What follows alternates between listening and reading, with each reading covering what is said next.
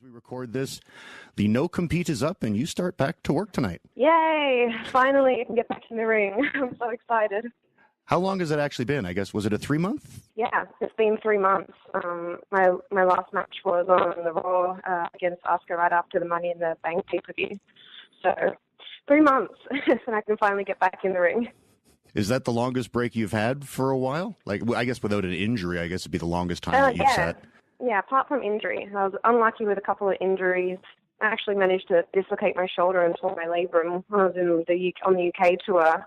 But I only took a month off for that and managed to recover. But yeah, this feels like a long time just because I'm, eager to get back at it. So it feels like a long time. And I assume you're fairly booked up solid moving forward now? Yeah, I've been lucky. I've had a ton of emails came in. I'm just getting so much support. It's been amazing. And, I'm excited because, coming off the women's revolution and everything being, such a time for women and women empowerment, the schedule is just booked crazy, solid, basically as far ahead as people book shows. So, yeah, I'm going to be flat out, but I'm going to be able to travel around everywhere, around America, some overseas tours, Canada, and finally meet all my fans and get to wrestle on the independent scene. So it's going to be awesome. Yeah, it's weird. There probably isn't ever a great time to get released, but it's probably the best time in that the independent scene is stronger than it's ever been, and probably even 4 or 5 times more so for women.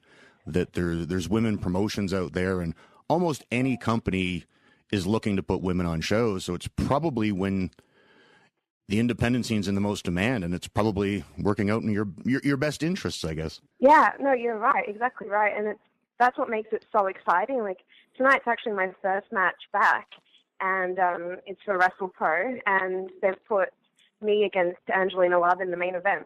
So that just goes to show, how big women's wrestling is right now, and how they want to put that on that platform, and so we can show the world what we have to offer. Yeah, and it was certainly a different situation because I was ready to retire because I was getting old. But I found when I left WWE and then the few matches that I did do, probably most specifically the one with Bryan Danielson in Ring of Honor, it's so refreshing to have the freedom that. And again, I'm not speaking ill of WWE, but they've got a big show and a lot of people to worry about. So there's a lot of controls on you. And when you're put in a main event spot with someone, it's like you get to go out there and do the match you want. Yeah, and I think that's what's making me so, I'm nervous, but excited nervous. And it's because it's been literally years since I worked on the independent scene, probably about 6 years now.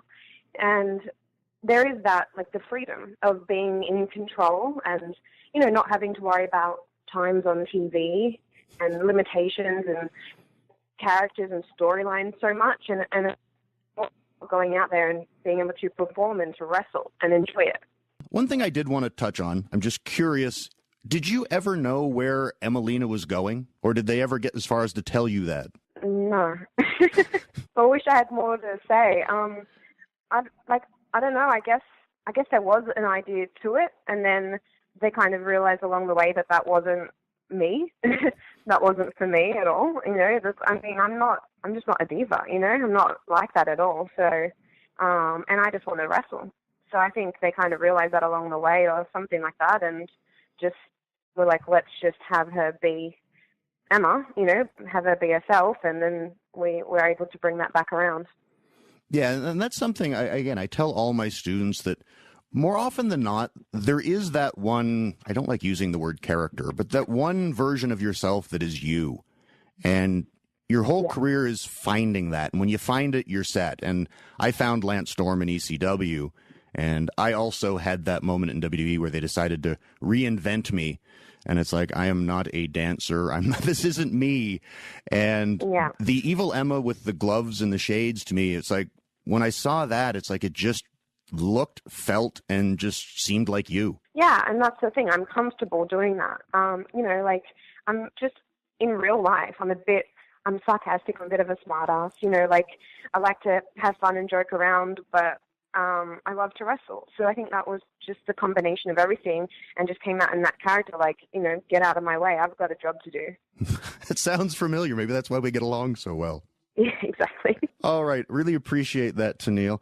Do you have, again, we plugged the February 11th in Providence, Rhode Island for Wrestling Has It Tomorrow. Do you have other dates coming up you want to give a plug and throw your social media out there? Oh, yeah. I got a ton of dates. So, yeah, obviously we've got the main event with Rachel Ellering and yourself, and that's on the 11th.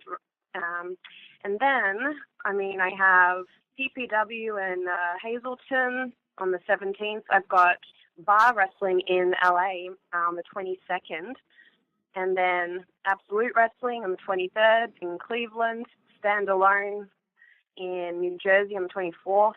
There's like a ton of shows. Sorry, that's May's Landing, and then AML in North Carolina on the 25th. And that's just this month. So there's just a ton of shows, and we're actually, I'm going to be touring UK, Germany, New Zealand, and Australia, coming up in the months after that. And I'll be making some big appearances around WrestleMania time and all of that as well. So I'm really excited. There's so much on. I'm going to be a bit overwhelmed, but I'll finally be able to get back in the ring and see all the fans and travel everywhere too. So it's going to be awesome.